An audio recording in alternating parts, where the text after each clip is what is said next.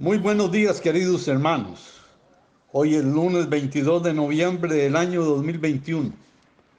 Me gozo grandemente en poder dirigirme a ustedes a través de este medio en una meditación de la palabra.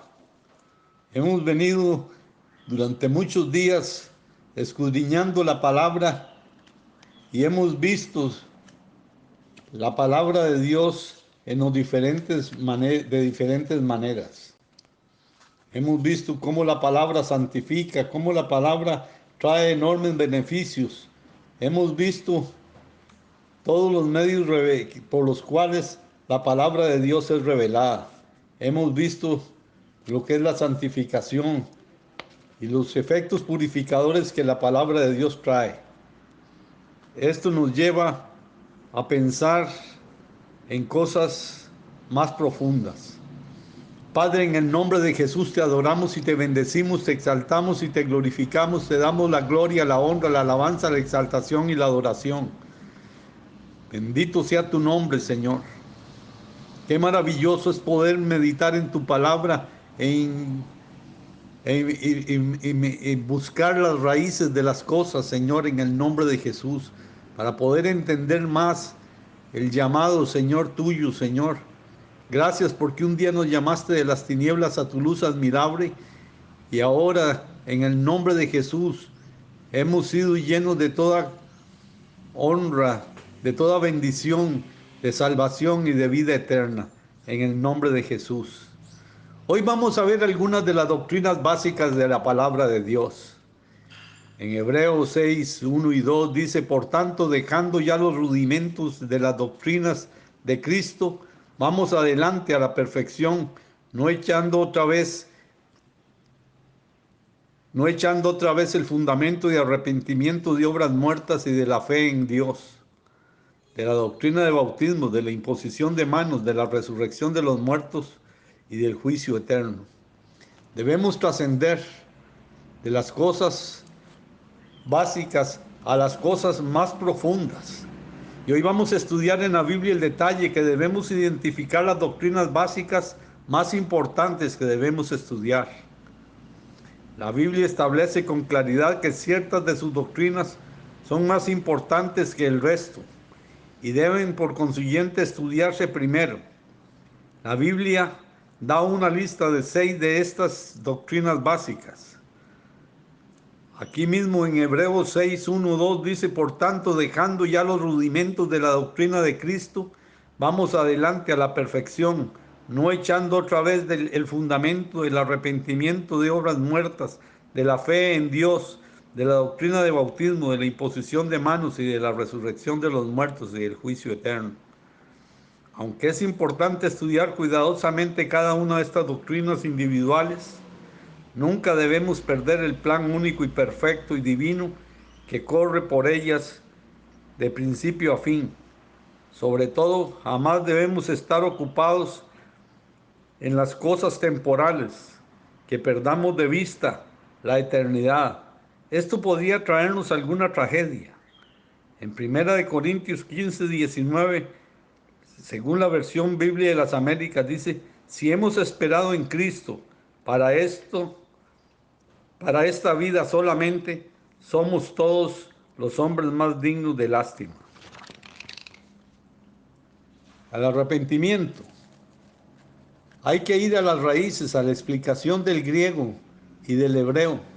Necesitamos saber qué significa en forma clara el significado de la palabra arrepentimiento según la Biblia. En el Nuevo Testamento, el verbo griego es metanoín, que se traduce normalmente como arrepentirse. El verbo griego tiene un significado definido en la lengua griega, desde el griego clásico hasta el griego del Nuevo Testamento. Este significado clásico es siempre el mismo. Por consiguiente, arrepentimiento en el Nuevo Testamento no es un sentimiento, es una decisión. Esto es muy importante, que no son sentimientos, son decisiones que el hombre toma con su libre albedrío y libre determinación. El conocimiento de esta realidad sirve para disipar muchas impresiones de ideas falsas relacionadas con el arrepentimiento. Mucha gente asocia el arrepentimiento con las emociones, como derramar lágrimas o cosas semejantes. Es posible, sin embargo, que una persona se emocione mucho y derrame muchas lágrimas y nunca tenga un arrepentimiento. Con ritos o ceremonias religiosas especiales, lo que llaman hacer penitencia. Pero también aquí se explica lo mismo. Es posible cumplir muchos ritos y ceremonias religiosas y jamás arrepentirse en el sentido bíblico. El verdadero arrepentimiento es una decisión interna y firme que cambia un cambio de idea, un cambio de dirección. Si nos vamos al Antiguo Testamento, encontramos que la palabra común traducida como arrepentimiento significa literalmente volverse a retornar. Esto concuerda perfectamente con el significado de arrepentirse en el Nuevo Testamento. La palabra en el Nuevo Testamento denota una decisión interna, el cambio profundo de manera de pensar. La palabra del Antiguo Testamento denota la expresión externa, que es la expresión del cambio interno de la manera de pensar en un acto de darse cuenta, de darse vuelta. Así el Nuevo Testamento hace hincapié en la naturaleza interna del verdadero arrepentimiento, en tanto que el Antiguo recalca la expresión externa de un cambio interno.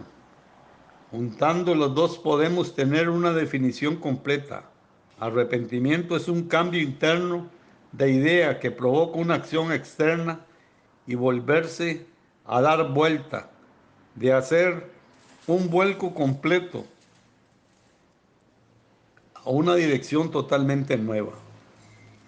La primera respuesta al pecador, por ejemplo, perfectamente el verdadero arrepentimiento la encontramos en la parábola del hijo pródigo, en Lucas 15, 11 al 32.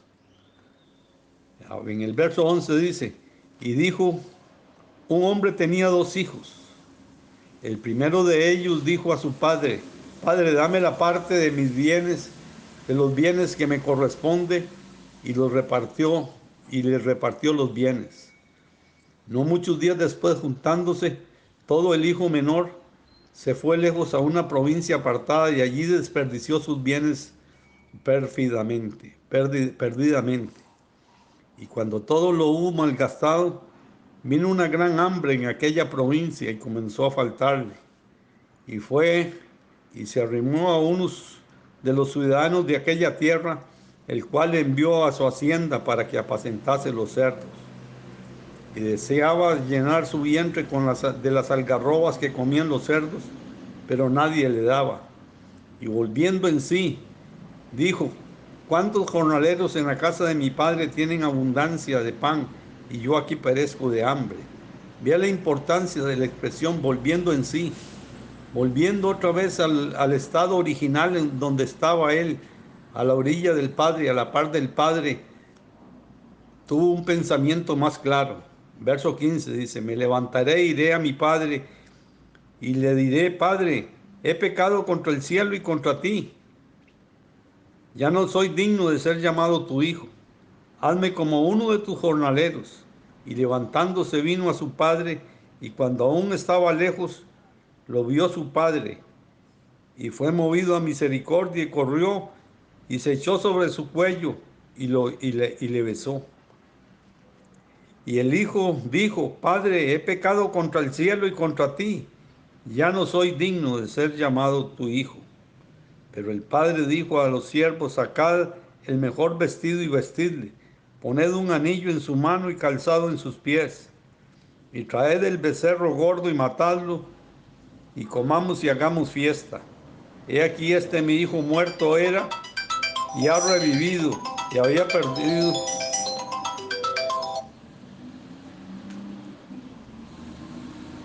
Y se había perdido, y es hallado, y comenzaron a regocijarse. Y su hijo mayor estaba en el campo, y cuando vino llegó hasta cerca de la casa y oyó la música y las danzas, y llamando a uno de los criados le preguntó qué era aquello, y le dije: tu hermano ha venido y tu padre ha hecho matar becerro gordo por haberle recibido bueno y sano. Entonces se enojó y no quería entrar, y salió por tanto su padre y le rogaba que entrase. Mas él respondió y dijo al padre: he aquí tantos años te he servido, no habiéndote desobedecido jamás, y nunca me has dado ni un cabrito para gozarme con mis amigos.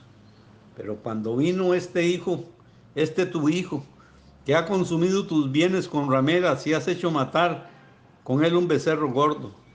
Entonces le dijo: hijo, tú siempre estás conmigo y todas mis cosas son tuyas, mas era necesario hacer fiesta y regocijarnos, porque este tu hermano era muerto y ha revivido, y había perdido y es hallado. El hijo pródigo dio la espalda a su padre y al hogar, partió a una tierra lejana donde malgastó todo lo que tenía viviendo en pecado. Al final volvió en sí, hambriento, solo y en harapos, sentado en medio de los cerdos, deseando algo con que llenar su estómago. Y este es el punto de una decisión.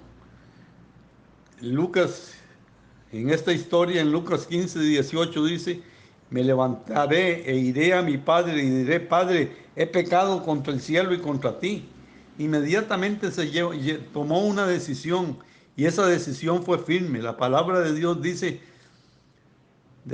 tomarás una decisión y te será firme, determinarás una cosa y te será firme, y sobre tus caminos resplandecerá la luz. Y en el verso 20 de Lucas 15, levantándose vino al Padre, y aun cuando estaba lejos, vio a su Padre y fue movido a misericordia, y corrió y se echó sobre su cuello y le besó. Es el verdadero arrepentimiento: primero decisión interna y después una acción externa, resultado de una decisión, el acto de regresar a su Padre y al hogar. Es una condición, en su condición de pecador, el hombre que ha nacido ha dado la espalda a Dios, el Padre, al Padre y al cielo.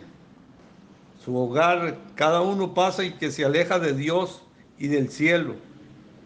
La luz queda a su espalda y las sombras delante de él. Cuanto más camino, más largas y oscuras son las sombras. Cada paso que da es un paso que se acerca al final. ¿Qué pasó más cerca de la tumba, más cerca del infierno, más cerca de las tinieblas infinitas de una eternidad perdida? Todo hombre que toma este curso de la vida tiene que hacer algo esencial: detenerse, cambiar de idea y cambiar su curso y volverse a la dirección contraria. En la Biblia, este primer esencial acto se llama arrepentimiento, y el primer acto que se debe realizar cualquier pecador que desea reconciliarse con Dios. Esto nos lleva a una diferencia esencial, la diferencia entre arrepentimiento y remordimiento. Hay pasajes en algunas tradiciones donde el verbo arrepentirse se usa en un sentido diferente. Por ejemplo, la versión Reina Valera 1960 leemos de Judas Iscariote, arrepentido de traicionar a Cristo por dinero después que Cristo fue condenado a muerte. En Mateo 27, 3 y 4, entonces Judas, que le había entregado viendo que era condenado, devolvió arrepentido los 30 piezas de plata a los principales sacerdotes y a los ancianos, diciendo: he pecado, he entregado sangre inocente. Mas ellos dijeron: ¿qué nos importa a nosotros? Allá tú. Aquí leemos Judas arrepentido, pero la palabra griega usada en el original no es metanoín, es metameleín, que significa remordimiento, angustia.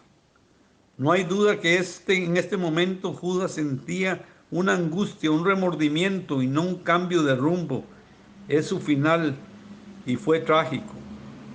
Y lo registra la Biblia en Hechos 1:25, dice: para que tome parte en este ministerio y apostolado, de que cayó Judas por la transgresión para irse a su propio lugar. De cierto, Judas sintió una emoción muy fuerte, una angustia, un remordimiento amargo, pero no tuvo un verdadero arrepentimiento. No cambió de dirección. La verdad es que no podía cambiar de rumbo. Ya había ido demasiado lejos. Había sobrepasado el punto de arrepentimiento. Qué horrible lección da este pasaje. ¿Será posible que un hombre, por su propia testarudez, por empecinarse a seguir por su camino, llegue a un lugar donde no pueda devolverse atrás? Donde su propia obstinación, la puerta del arrepentimiento se haya sido cerrada. Otro hombre que cometió otro error fue Esaú, quien por una sola comida vendió su primogenitura. En Hebreos capítulo 12, versos 16 y 17, dice: no se ha hallado algún fornicario profano como Esaú, que por una sola comida vendió su primogenitura. Porque ya sabéis que después, deseando heredar la bendición, fue desechado y no hubo oportunidad para arrepentirse, aunque lo procuró con lágrimas. En un momento de irreflexión, Esaú vendió la propia primogenitura a su hermano Jacob, y lo cambió por un plato de lentejas. Génesis 25:34, entonces Jacob dijo a Esaú: pon del guisado de las lentejas, y él comió y bebió, y se levantó y fue, y así menospreció Esaú la primogenitura. Debemos recordar que al menospreciar la primogenitura, después de todas las bendiciones de las promesas de Dios asociadas a estas, más tarde Saúl lamentó lo que había hecho y quiso recuperar la primogenitura y la bendición, pero fue rechazado. En Hebreos 12:17 dice: ya sabéis que después de haber deseado heredar la bendición, fue desechado y no hubo oportunidad para arrepentimiento, aunque lo procuró con lágrimas. He aquí estas evidencias. Más que una fuerte emoción, no es necesariamente la prueba del arrepentimiento. Esaú lloró amargamente, pero aún así no halló lugar para el arrepentimiento. Un acto superficial e impetuoso decidió el curso y el destino para el resto de su vida. Por la eternidad estaba comprometido a seguir el rumbo del que no pudo encontrar después camino de regreso. ¿Cuántos hombres hoy hacen exactamente lo mismo que Esaú? Por algunos momentos el placer sexual y la complacencia carnal, y desprecian todas las promesas de la bendición, y luego lloran por esas bendiciones por haberse equivocado. Esto es una enseñanza maravillosa y ejemplarizante de lo que es el arrepentimiento y lo que es el remordimiento. El remordimiento no implica una decisión. Job 22:28 dice: y determinarás una cosa y te será firme, y sobre tus caminos resplandecerá la luz. Así que nosotros tenemos que tomar decisiones firmes, decisiones que honren a Dios, que bendigan a Dios y que le den gloria y honra. Padre, en el nombre de Jesús te adoro y te bendigo, te exalto, te adoro y te glorifico. Padre, Señor, que nosotros tengamos un espíritu contrito y humillado delante de ti, que no seamos gente remordida, Señor, que la conciencia nos mata, pero que no hay un verdadero arrepentimiento. Que el verdadero arrepentimiento vaya con una acción de un cambio de dirección. Si vamos hacia el norte, ahora vamos hacia el sur. Si vamos al este, ahora vamos al oeste. Así, Padre, en el nombre de Jesús te pido que seas propicio a nuestras vidas, Señor, y que seamos sensatos, sabios, entendidos y expertos para dirigir nuestras vidas y ser sensatos para dirigir a otros. Padre, en el nombre de Jesús, hoy les digo que Dios les bendiga y les guarde, que Jehová te bendiga y te guarde, que Jehová haga resplandecer su rostro sobre ti y tenga de ti misericordia, que Jehová levante sobre ti su rostro y te inunde de paz y que la paz de Jesucristo, que sobrepasa todo entendimiento, sea sobre ustedes y sobre sus familias. En el nombre de Jesús, sean benditos durante toda esta semana y sobre todo hasta terminar el año, que sea un año lleno de pletóricas bendiciones y de excelsas manifestaciones de Dios, en el nombre de Jesús. Él vino a mi vida en un día muy especial, cambió mi corazón, me enseñó un camino mejor.